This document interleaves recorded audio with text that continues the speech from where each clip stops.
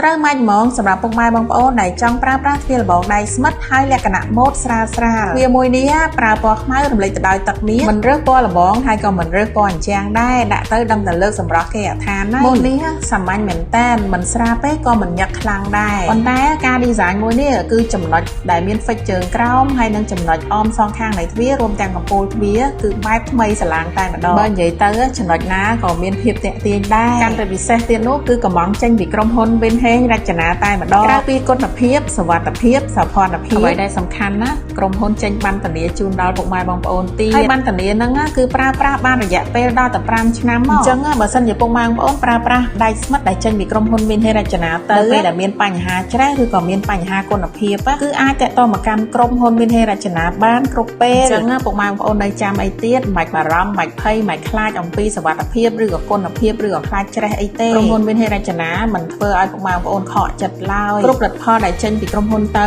គឺធានាបាននៅគុណភាពពិតហើយអ្វីដែលសំខាន់ណាប្រឹក្សាយ៉ាងល្អិតល្អន់អំពីការប្រើប្រាស់បែបណាដោយសុវត្ថិភាពជូនដល់ពុកម៉ែបងប្អូនគ្រប់ជាងដែលគាត់ទៅតម្លើងជូនដល់អតិថិជនទាំងអស់សុទ្ធតែជាជាងដែលមានជំនាញហើយនឹងបទពិសោធន៍យូរឆ្នាំនៅក្នុងក្រុមហ៊ុនលើពីនេះក្រុមហ៊ុន Vinheng រចនាផ្ដល់ជូនសេវាកម្មទូទាំង25ខេត្តក្រុងផងដែរសម្រាប់ពុកម៉ែបងប្អូនដែលមានបំណងចង់ប្រើប្រាស់ដៃស្មិតមិនថារចនាប័ទ្មបែបខ្មែរឬក៏រចនាប័ទ្មបែបបរទេសសុទ្ធតែអាចតាក់ទងមកកាន់ក្រុមហ៊ុន Vinheng រចនាបានតាមរយៈលេខទូរស័ព្ទនៅលើវីដេអូនេះចង់ប្រើដៃស្មិតដែលមានគុណភាពខ្ពស់សុវត្ថិភាព 100% សោភ័ណភាពស្អាតតម្លៃសមរម្យសេវាកម្មរហ័សទាន់ចិត្តកុំភ្លេច Vinheng រចនា